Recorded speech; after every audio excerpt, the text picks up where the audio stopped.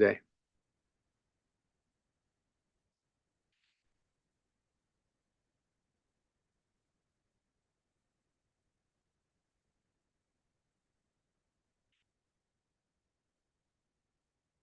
Today.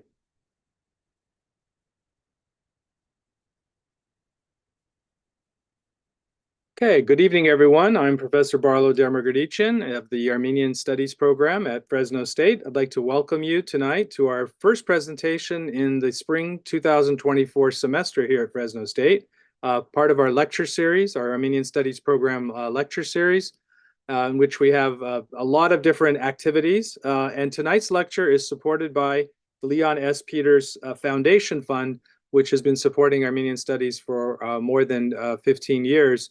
In making these types of presentations available. I'd like to briefly share my screen to tell you a little bit about our upcoming events, most of which are going to be in person. This is a little unusual tonight that we are by virtual, but let's take a look at that.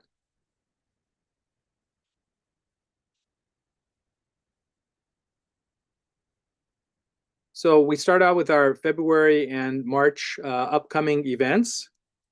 And just this week, on Thursday, February the 1st, we have an interesting lecture by Dr. Keith Wattenpal from the University of California, Davis, called Eradicating Culture, Erasing Lives, Children and the Armenian and Native American Genocides. And that will be held at 7 p.m. in person here on campus in the University Business Center. Our next event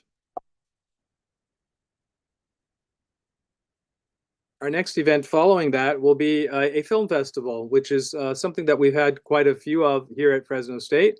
It's going to be called Armenians in Film, 6 short films by Armenian filmmakers. This is co-sponsored by AGBU Arts and the AGBU Greater Fresno chapter. It's going to be part of the Cineculture series here at Fresno State, and will begin at 5:30 p.m. on Friday, February the 16th, at Fresno State. So all the interesting information about this you can find on our website. Then following that, on Tuesday, February the 27th, we're going to have a talk by Tallinn Sujan called Outcasting Armenians, Tanzimat of the Provinces. This is the name of her new book, which you see on the left. It will be an in-person lecture on Tuesday, February 27th. She will be coming all the way from Germany to be giving a book tour and speaking about her new research on the Armenians living in the Ottoman Empire. And then our final event that I want to talk to you about tonight is going to be on Sunday, March 17th, which will be the 36th Annual Armenian Studies Banquet, which is quite special because this year we are celebrating the 45th anniversary of the Hai Sharjum newspaper and also the 50th anniversary of the Armenian Students Organization. This is one of our premier events during the semester. All of you are invited. If you need to make registration or reservations, you can always contact me. So tonight, I'd like to introduce our guest speaker, who is going to be speaking on Heritage in Peril, Artsakh's Cultural Monuments in the Aftermath of Invasion. And it was just last October 1st that the last Armenian prayer was held in Artsakh at the monastery of Tativank, following Azerbaijan's invasion and ethnic cleansing of Karabakh, Artsakh. So the question tonight that we're going to be looking at, that our speaker is going to be talking about, is what happens to the monuments that Armenians have had to leave behind. So the talk will discuss the current monitoring efforts and explore pathways for raising the cost of destruction to Azerbaijan and thereby creating sustainable incentives for preserving Artsakh's cultural monuments. Our guest speaker is Simon Maghakyan. He is an investigative researcher and cultural heritage defender, and he's currently a doctoral candidate in heritage crime at Great Britain's Defense Academy, Cranfield University.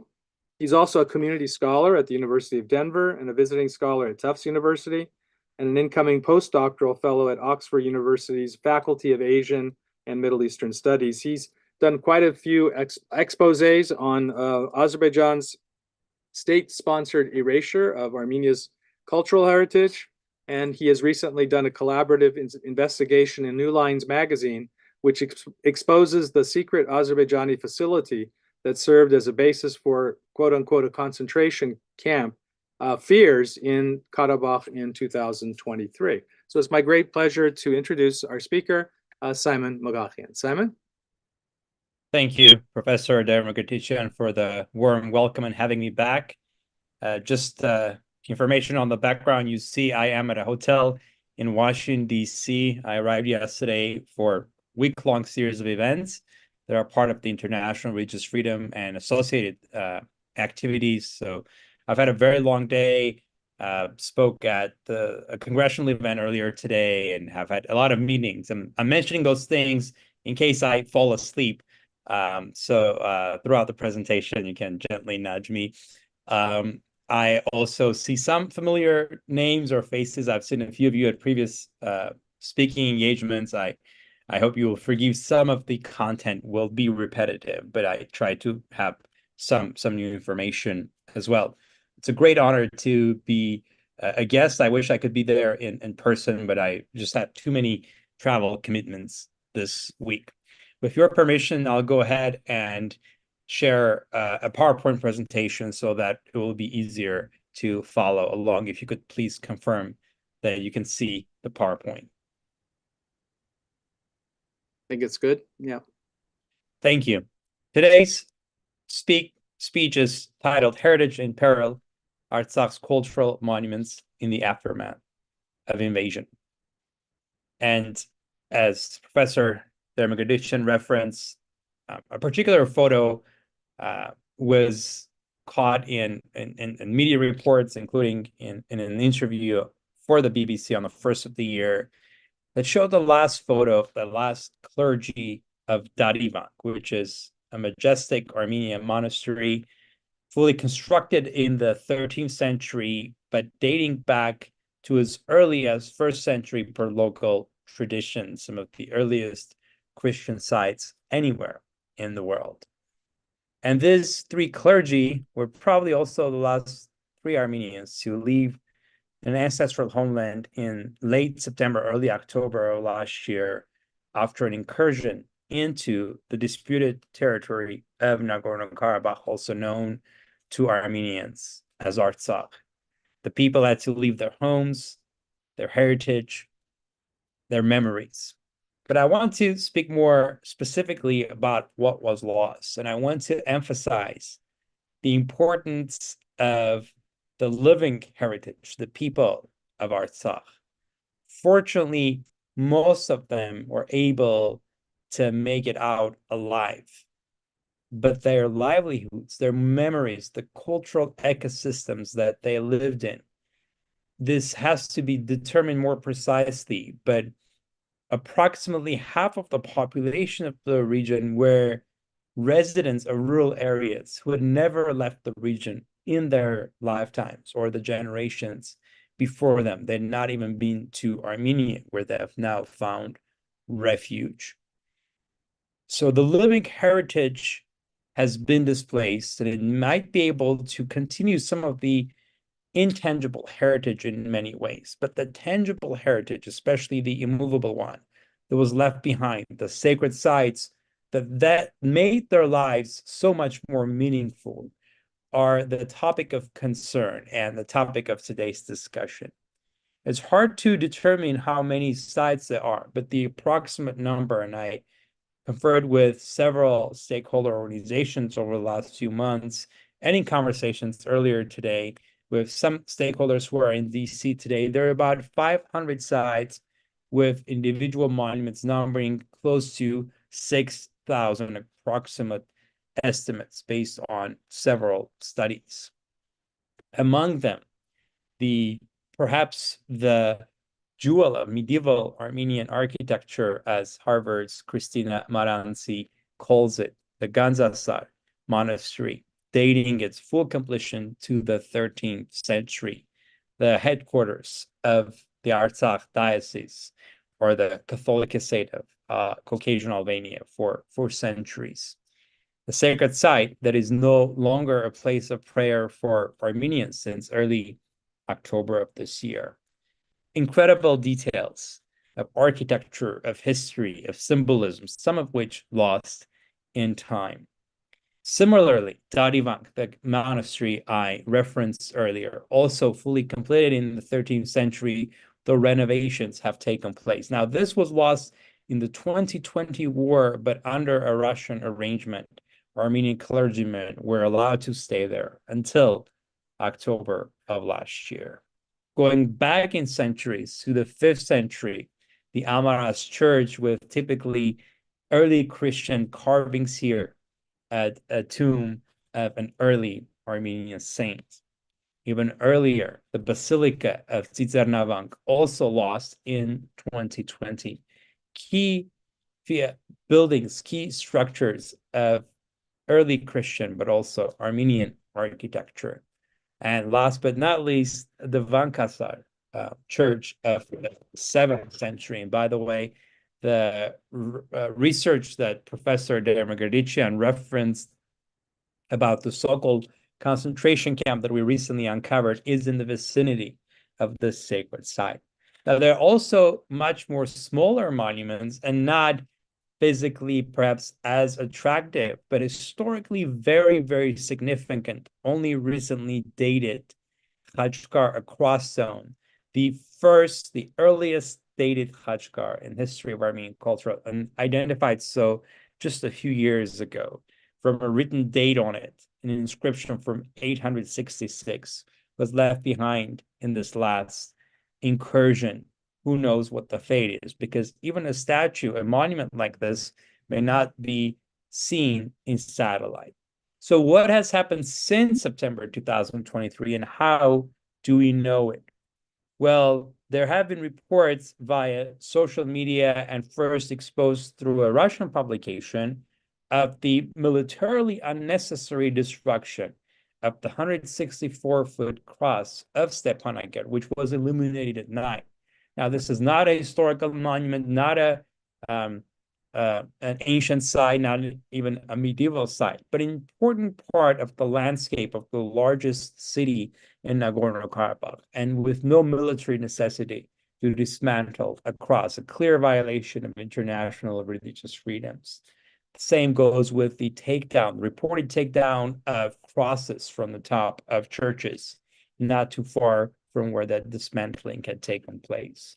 But even destruction of historical sites like a cemetery near Kazan Chetsots, the Armenian cathedral that had already been damaged both during the 2020 war and its subsequent so-called construction operation. You see the damage or destruction of a nearby cemetery. And if you pay close attention, you can see that they have not disturbed too many other areas. So it looks like, the cemetery was a particular target of this operation that happened since the takeover of the entire region. So this is also in violation of the December 7, 2021 provisional order by the International Court of Justice.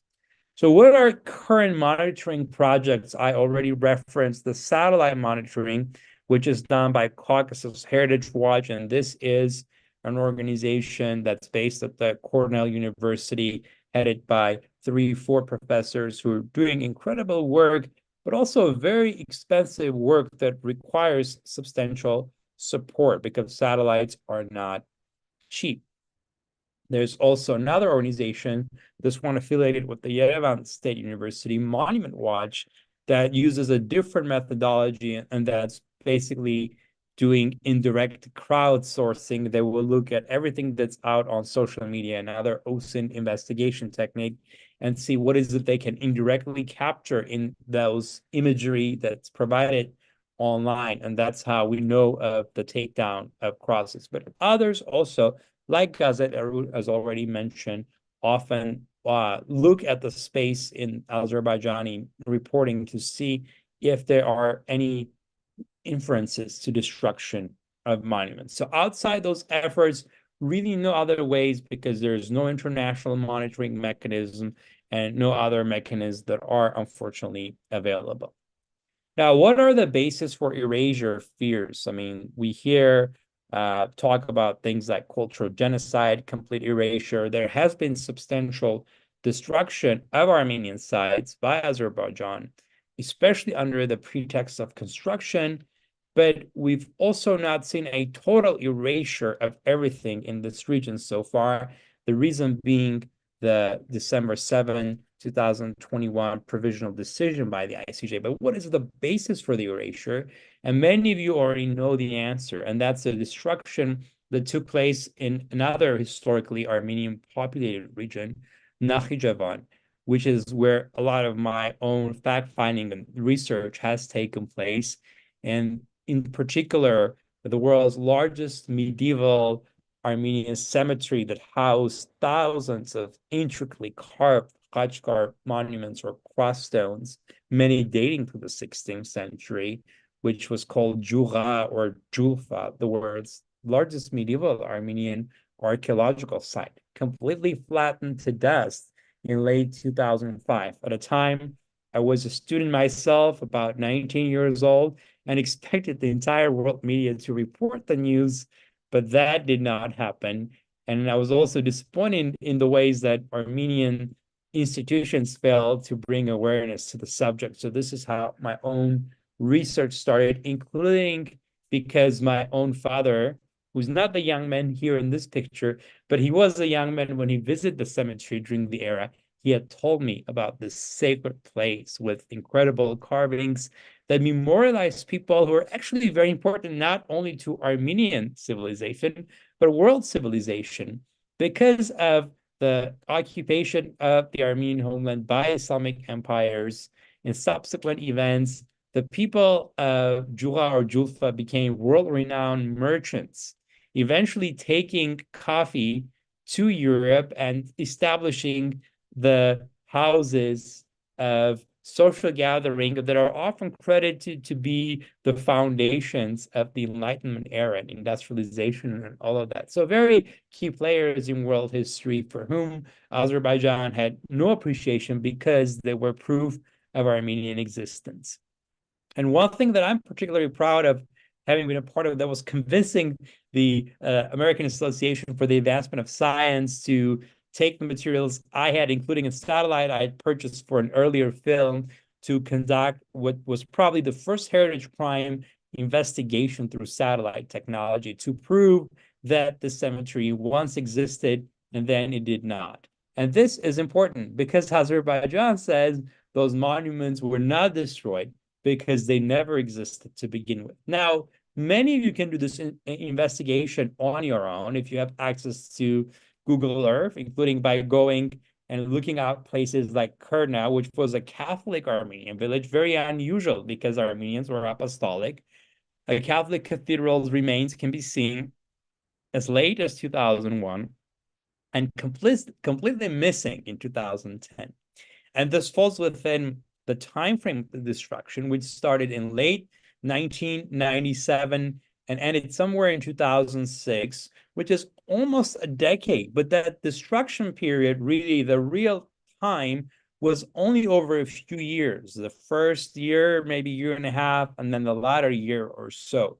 So cultural erasure, if it's done by a state, doesn't really take that long. The entire civilization can be wiped out in the matter of years. Now, subsequent investigations I have done, including working with Caucasus Heritage Watch, was a new methodology, and that was borrowing satellites from declassified Cold War era spy satellites, which is really cool because finally the Cold War proved helpful in something in terms of providing documentation for a research like this, seeing sacred sites that once existed and are now completely missing. And the totality of what was lost in Nakhichevan is an approximation of perhaps 28,000 monuments in total, that a number that has been reduced to zero according to the Azerbaijani government itself, except it says those monuments never existed to begin with, as an ambassador of Azerbaijan did in response to one of my investigations, saying, quote, non-existing heritage basically cannot be destroyed, unquote. Now, this proved self-incriminating evidence at the International Court of Justice in December 2021. So this is Azerbaijan shooting themselves in the foot through this denial. But more important than that is understanding what the motivation behind this erasure was. And of course, people will say, well, it was revenge. Armenians had won the first war. It was nationalism, etc., final erasure. But my doctoral thesis is actually looking much deeper into this, not just for what happened in Azerbaijan, but also what China is doing into the Uyghur or the Uyghur community in the Xinjiang or Turkestan, East Turkestan region.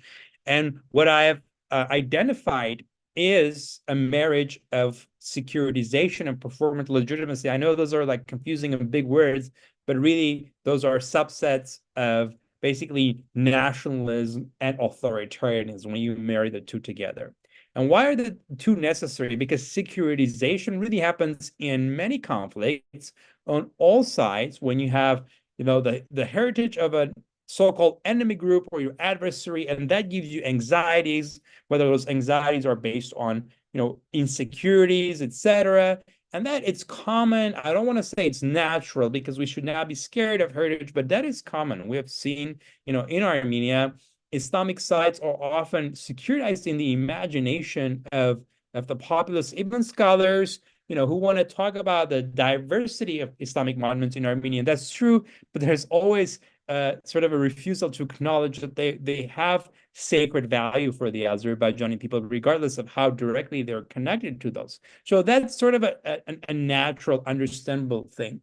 But what Azerbaijan has done is taken to its securitization to an insane level of, first denying those monuments authenticity or their any connection to Armenians, but actually erased and eradicated them for a specific reason to legitimize an authoritarian regime that otherwise has very little ways to connect with its own population. So that's really what makes erasure possible in authoritarian regime. It's not the securitization that often happens in conflicts, but the legitimacy that they can gain from such horrible work. And this is why, fortunately, this is not a very common thing, examples being Azerbaijan, China, etc. But unfortunately, with the rise of authoritarianism across the world, we should expect more of this. Again, the question, a valid question that's often asked is, did Armenians destroy Islamic sites in the context of this conflict? And the answer is both yes and no. I mean, some of us have been to Agdam when it was under Armenian control and seen the ruins. And even before Caucasus Heritage Watch produced their own satellite research, I'd found and publicized the specific destruction of one mosque under Armenian control. When Caucasus Heritage Watch did their own research, they showed that there had been a destruction of about 15% of Islamic sites under Armenian control and damage to more sites, but also renovation work in places like Shushi to the Govar Agha Mosque, very ironically by Ruben Vartanyan's initiative, the same man who's now in Azerbaijani prison. So this is to say that, Armenians have not been angels, but there was no state-sponsored destruction of Azerbaijani monuments, again, because really there is no legitimization, there is no performative or performance legitimacy for that action. Whereas Azerbaijan, a nationalist dictatorship, has seen a way of destroying or seeking, if I may borrow the framework of Dirk Moses' recent book on the problems of genocide, permanent security. The question, though, now is what, if anything, can be done to preempt a Nakhichevan scenario in Artsakh or Nagorno-Karabakh? And there's really two answers for this, and I've mentioned those in other fora. And one is raising the costs of the destruction, and that's probably the more immediate one. That is, whether it's through sanctions or specific other things against the Aliyev regime. And unfortunately, we have seen almost none of this. And this is why Azerbaijan keeps violating Armenian rights. And this is why a lot of people expect a further incursion into Armenia proper, so an invasion of Armenia by this regime.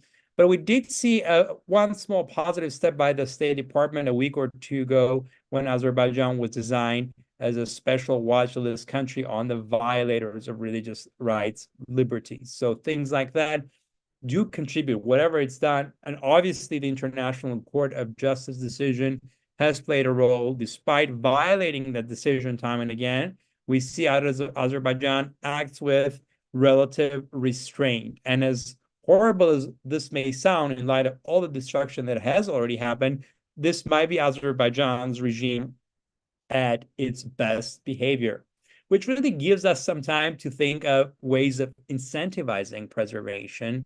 And that's a very long-term strategy, and one that's really hard to imagine under the current regime in Azerbaijan, but not something that should be overlooked, because I've long argued that stakeholders should not leave any stones unturned in the process of trying to prevent destruction. And one thing that has been key to the erasure that happened in Nakhichevan was the theoretical segregation when sites were pronounced non-Armenian, but then the actual physical segregation between Armenian residents, which followed the ethnic cleansing of Armenians in Nakhichevan through the Soviet era, and then the further physical segregation of not allowing the folks who used to live there to come back for pilgrimages. So a decade of complete physical segregation between Armenians and their sacred sites, with the exception being the Julfa or Jula cemetery that was on the Iranian border. So that was not totally segregated. It was exposed both to Armenians and the outside world. And that's why it was the last major site to be destroyed. So this is one strategy of thinking ways where Armenians can win the right of holding pilgrimages to their holy sites. Now, maybe if things change, a different government comes to power, and if the conflict hasn't had other developments since, other things can be thought of that may seem really far-fetched or unnecessary at the moment.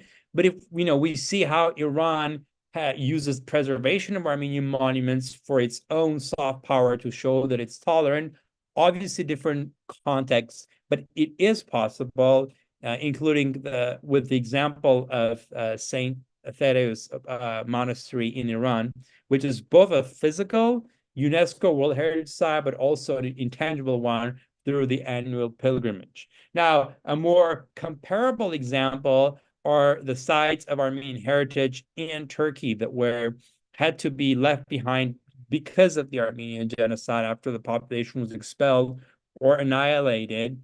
And the way that some of those monuments have survived, or many of them have survived, is the way that have maintained proximity to Armenians, whether it's some relationship with the Armenian Patriarchate of Istanbul, or Armenians still living in the area, even under a different assumed identity, or, which is perhaps much more relevant here, Armenian pilgrimages, like in Varagavank, that have allowed for some sort of preservation or upkeep, at least of whatever remains of those sites. And another example, and I know I've mentioned this perhaps in other presentations, is how contacts with Turkish and Kurdish souvenir sellers has actually helped to correct the spelling of a key Armenian site, the Aftamar Church in Van, Turkey. Again, this is very unrealistic and perhaps not the right time to talk, after the ethnic cleansing or, some rightfully call it genocide that happened in Nagorno-Karabakh. There's also commonalities between Armenian and Azerbaijani imagined histories or heritage. Now, this is a Mongol tomb, and some may debate how it directly relates to the Azerbaijanis of today, but it actually was built by an Armenian architect in the 14th century. It's perhaps the oldest Islamic structure in the territory of wider Artsakh. And Azerbaijanis consider it sacred because it's one of their imagined ancestors, and obviously an ancestor that they have much more claim to than the long-gone Caucasian Albanians.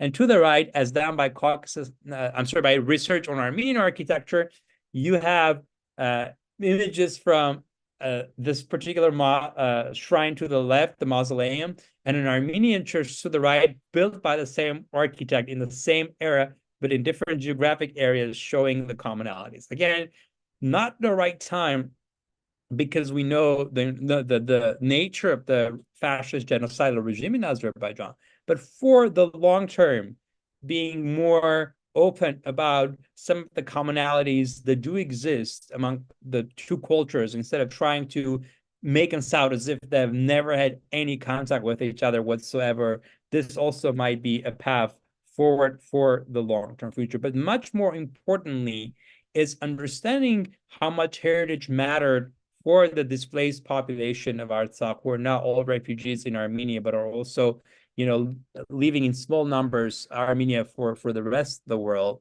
How much the culture meant for them, and how hurtful it would be if they were to find out of examples of erasure, and how Armenian stakeholders, I think, have to go out of their way to ensure that this does not happen again, and leaving no stone unturned in this process, because otherwise we will have to face with the Julfa or the Nakhichevan scenario. And here's a picture from my own archives from my 2013 visit to that area from Iran's side of the border, where you saw flat terrain in lieu of the world's largest medieval Armenian cemetery, a view that tells you that nothing existed there, as just Azerbaijan would want all of us to believe.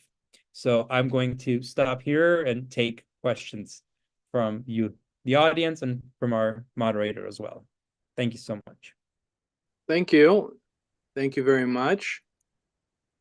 So if you have some questions, would like to put them, go ahead and put them into the chat, and I will be reading those questions and some comments. But I'll start it off by asking a question to Simon. In the past few years, especially in the midst of the conflict, Azerbaijan has been using this argument that many of the Armenian monuments were actually Caucasian Albanian. So I'd like you to just touch on that subject, and then how does that fit into possibly in the preservation? Because if they're claiming they're Caucasian Albanian, maybe they won't destroy the monument because they say that it is, Caucasian Albanian. That's a great question, Professor Dermagradishan, and it's a question that actually should be the subject of a book, because it's very multi-layered. And the short answer, unfortunately, is it's as counterintuitive as it may sound.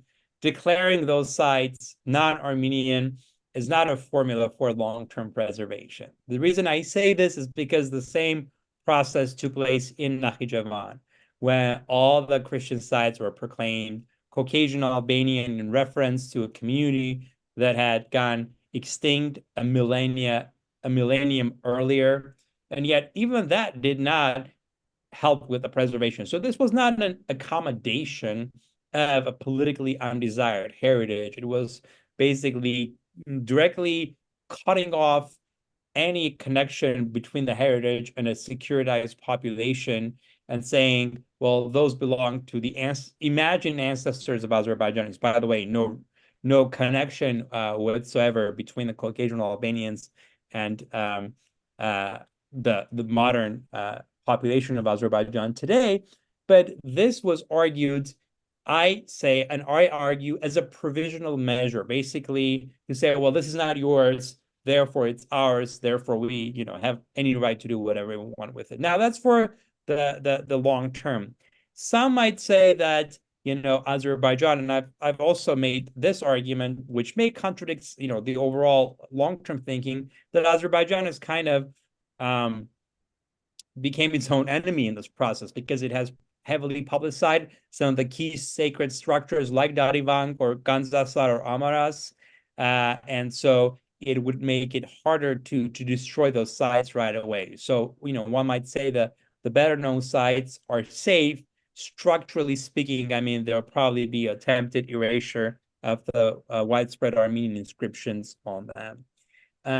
Now, ironically enough, if Azerbaijan was not a revisionist dictatorship that had a goal of erasing all Armenians, some might say, if we look at Caucasian Albanians, not culturally, but administratively, there was a period of time when there was a Caucasian Albanian administrator over Artsakh, although from all sources, it looks like he actually used the Armenian language, etc. So there have been ties between Armenians and Caucasian Albanians.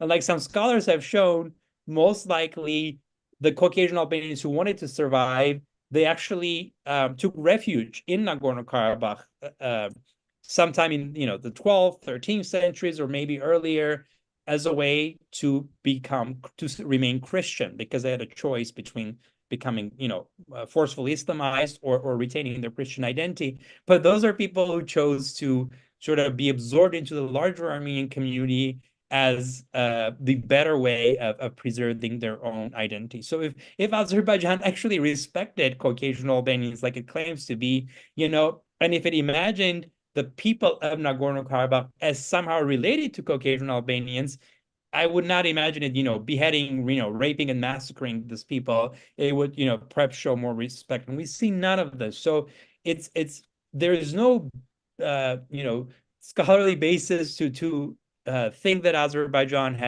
has had any good intent or any goodwill in Albanizing Armenian monuments. But again, ironically, maybe in a future if and when Azerbaijan democratizes, we could talk about more of the interconnections that have happened. Now, Azerbaijanis don't have much to do with that because their ancestors arrived much, much later. But it's a separate connection as to how much Georgians, Armenians, Caucasian Albanians intermix and influence each other. I mean, that's an important part of history that we should not be scared of. But in terms of what Azerbaijan does today with its own propaganda, it's just absurd. No one takes it seriously.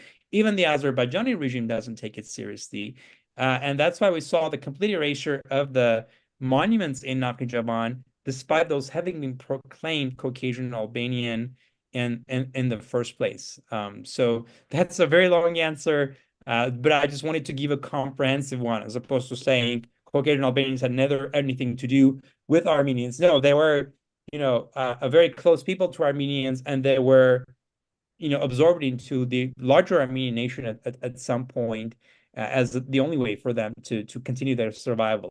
And I know some of your fellow scholars at Fresno State have written about sort of the complex identities in the medieval era, where you had rulers who considered themselves both Caucasian Albanian and Armenian at the same time. But that's a different scholarly conversation from sort of the politicized erasure that Azerbaijan has undertaken today. Someone is asking, would you kind of elaborate a little bit on the term Caucasian in terms of the word Caucasian Albania? Just how does that fit in the geography? Thank you. Thank you. Yeah, so it has nothing to do with the term white as we think of it. It's referencing the Caucasus, which is the region where Georgia, Armenia, and Azerbaijan are in today. And that's meant to differentiate the historical Albania from the Balkan Albania. They have nothing to do, though it's crazy. So the nationalists in the Balkans sometimes, when they try to delegitimize the Albanian people there, usually, in non-Albanian communities, they'll try to make a connection between the two, but there's no connection whatsoever. So actually, almost everything we know about Albanians are from Armenian sources, and they're called Arvanks or Arvan. So Albanian has been like the most Latin translation, but from, I think, Greek sources, if I'm not mistaken, right, Albanian, that's what was used. So that's why we have that terminology. No relationship with what the Balkans. Thank you for that question. Yeah. Now, early in your presentation, you showed some examples of some of the sites that were both already damaged and maybe endangered, and then also mentioned that there were some 500 sites and 6,000 monuments. I wonder if you could suggest to our audience, of which there are many students, that if they wanted to look at someplace or go someplace to do some research, where would you recommend? What are some good sites, or what are some good places to get documentation about these? And do we really have one comprehensive sort of catalog of these monuments? Great questions. I'll start with the latter one. I have not seen a comprehensive catalog, but I've heard that in part with my engagement in this processes, but other scholars are leading the charge. A reputable publisher is considering putting together an open source catalog of those sites so that there is access to all researchers. In terms of the endangered sites, so one of the best sources is Caucasus Heritage's website. And I don't know if I can put it in the chat right now, but Caucasus Heritage Watch has a great dashboard. So if you go in there, you can access their map with the satellites and see which sites have been destroyed. Now, if you wanted to do your own research, it'll be hard because Google Maps does not have like real life data. It's kind of outdated. Some of the images are a couple of years old. But you can actually, if you want to dig really deep, Caucasus Heritage Watch had, a study on Nakhchivan, sort of reconfirming my own findings with comprehensive satellite data.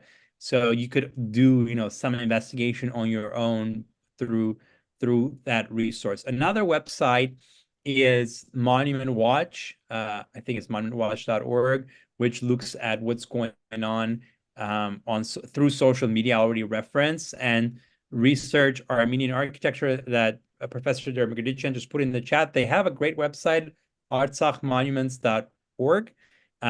So it has a really good database of all the sites, but it's just historical and architectural information. So there is really no one stop for everything. You have to navigate through.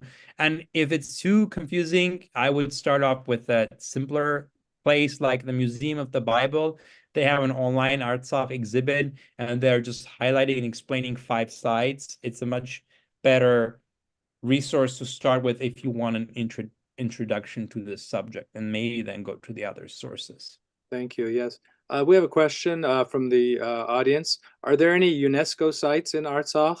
And what would be the punishment? What would the punishment be if a monastery like Ganzasar was purposely disturbed or damaged? It's a great question. So UNESCO takes nominations from relevant state bodies, and since Azerbaijan is the recognized sovereign, which, by the way, does not give it a right to destroy anything, but it's the recognized sovereign, so it would have to consent to inclusion of a site from that region.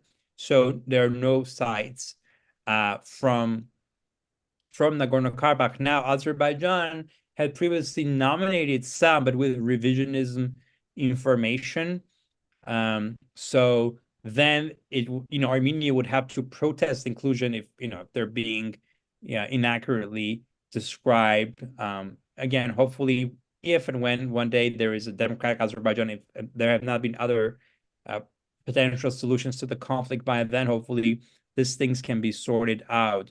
But no current UNESCO sites, and even if there were, so UNESCO's punishment really is delisting something. So if something is being disturbed, they'll take it off the list, which kind of is a way to hurt a country's image and tourism. Unfortunately, there is no specific mechanism in place for any punishment. I mean, we've seen the United States respond, very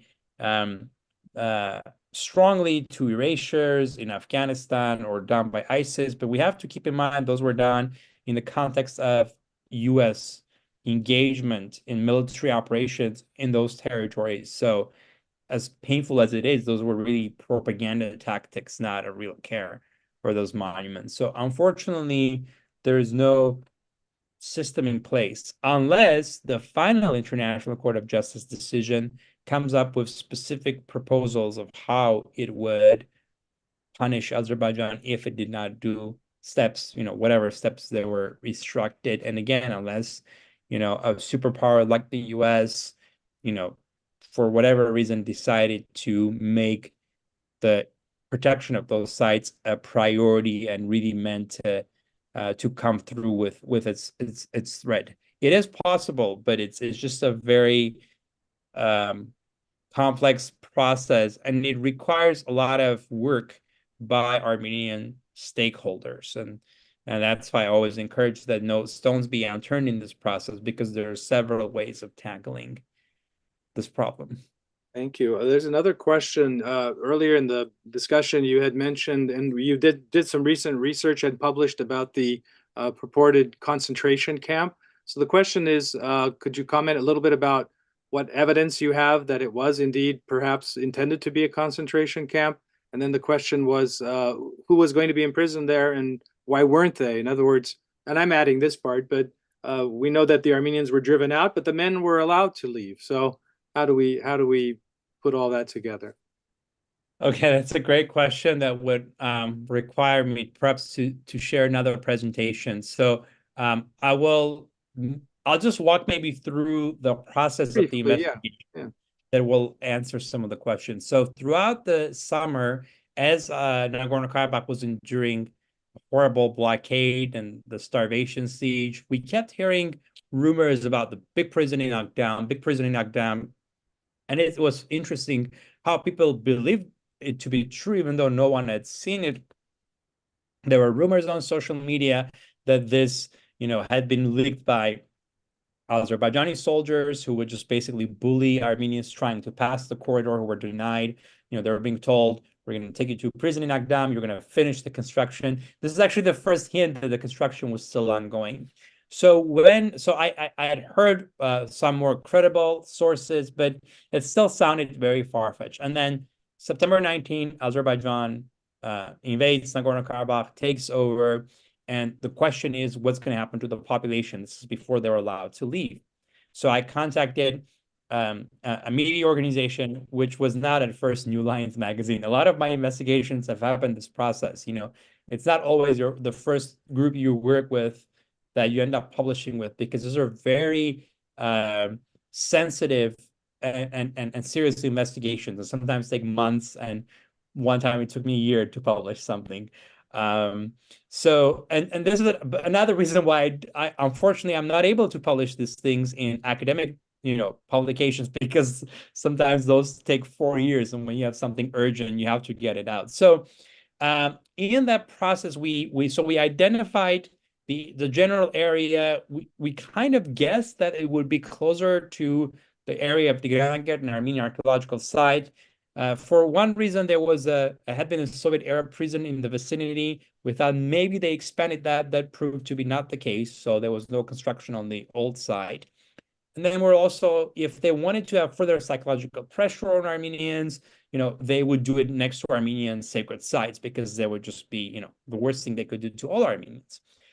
So we find this huge complex 4-part structure. So 4 huge buildings next to each other with lots of space in the middle, out of nowhere. I mean, this is not a place where you would build housing or any infrastructure except a secret facility. And it was indeed a secret facility. We couldn't find it on Azerbaijani development plans. No mention of it in Azerbaijani media, when every single construction is, praised and reported. Nothing. It's like this site does not exist, and now we see it in satellites. We did not have enough data in mid-September to assess if it had been completed or not. I mean, we could tell that it wasn't fully complete because they did not have the parameter barriers or guard towers, which is what would indicate that it's for sure a prison, or as some locals perceived it, a quote-by-quote concentration camp. But we were not sure what was happening with the site at the time. Then a few months later, we got more satellite data, and something crazy came out to be in the timeline, and that's they had stopped construction circa early September, which is also the time, judging from a variety of factors, which is when the decision to invade Nagorno-Karabakh was made. So when they decided they were going to invade the whole area, some might say, well, they didn't have enough time to finish the construction, or, and this is a complete guess, so it has to be further studied, or perhaps an actor like the United States said, okay, you can invade, but you're not going to touch the civilians, and you're definitely not going to take all the men to this huge structure. So who knows what the processes were behind the scenes, but that structure was never finished. It's just sitting there right now. Some might say it's a military base, but there is a quarry, a nonstop working limestone quarry that makes the area awfully noisy. Like, it would be torture chambers to have military men there. And then we saw that there was an area next to it that was used as a temporary tent camp in September, probably for Armenian detainees. And there's actually new evidence emerging that it was used for that temporary purpose in September. So we don't have 100% proof of what this was, because we only have satellites and timeline and memory politics and this and that. But we can say for sure this was the complex that was at the basis of the so-called concentration camp fears that contributed to the exodus of the population in a matter of days. So it was it served, whether it was the intended effect, whether it was the intent or just the effect, it served as basis for intimidation, which is something that the International Court of Justice referenced in its November provisional decision, and something that has to be addressed by the Azerbaijani government if there was any plan for the return of Armenians to Nagorno-Karabakh under some sort of an international regime or whatnot. So I know it's not as clear. Like, people expect oftentimes my work is very 100%, here are churches and here is an empty plot. This is not one of those situations, and it's different because satellite images and OSINT investigations are usually very dry, very black and white.